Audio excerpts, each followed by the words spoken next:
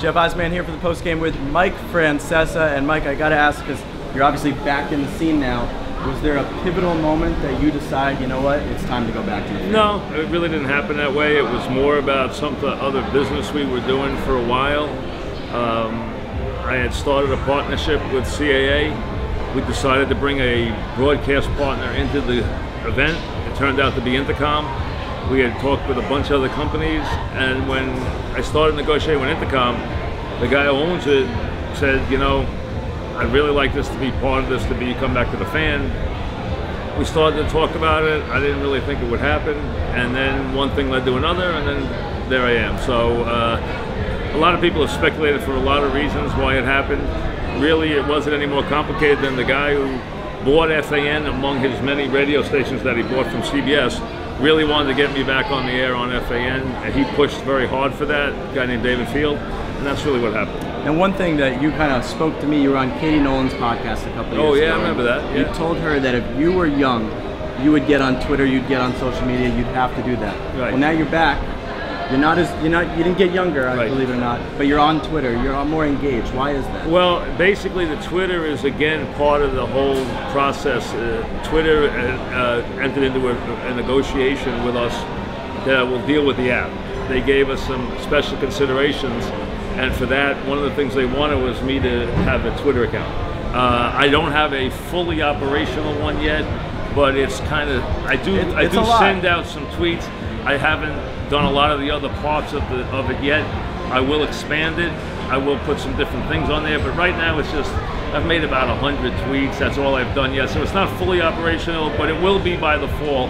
And that was part of the negotiation with Twitter, who were very good to us about a lot of things. And I really liked them. I liked their building. I really got a kick out of the people there. So it was an interesting experience. It really was. Yeah, you're watching sports, probably the Yankees or Mets.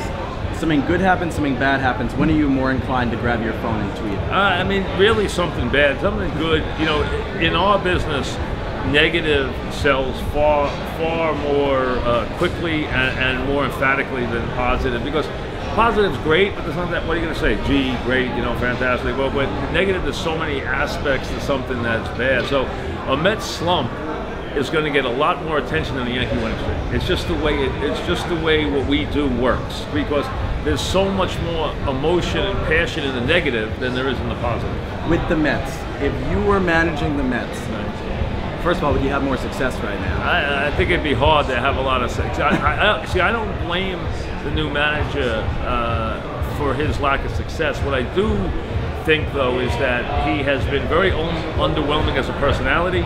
And I also think that he's looked somewhat overmatched in his game maneuvers. But really, they are overmatched because physically they just don't have a lot of talent right now. We know your fans are crazy. We know they're going to see it tonight. They are, yes. I mean, how much was it just them embracing you when you came back? How much did you enjoy it? You know, it's fun. I mean, I've always had a great relationship with the listeners, with the audience. I mean, they've always treated me great.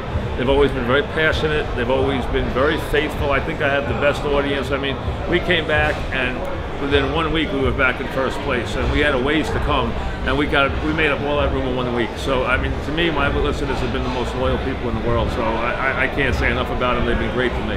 Who are you a fan of right now in sports media? You know, I don't like to single people out because I don't think it's fair. I have friends in the business, but they're getting older now. Jim Nance and I are very close. Mike Breen and I are very close.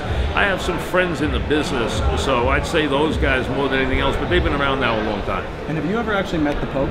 Any Pope? I was at the Garden for Mass. Okay. But I was also one of 20,000, so it was not anything special. You didn't have a special credential? No, I would have liked that. That would have been nice. But I did actually go to the Mass, which I was very impressed by. That was I mean, you talk about security, and you talk about just having the presence of somebody in the building. I've never seen people on edge as far as a security detail. I mean, far more than even for a president. It was unbelievable how much painstaking preparation they go to about his arrival and his details and stuff. I've never seen anything like it. It far outweighs anything you've ever seen for a politician. If you ever meet the actual Pope, what will you say? I don't expect that to even be something I would even have to consider. Thought it'd be listened to WFAN. Yes. That is our Pope, Mike Francesa. I'm Jeff Eisman. Thanks so much.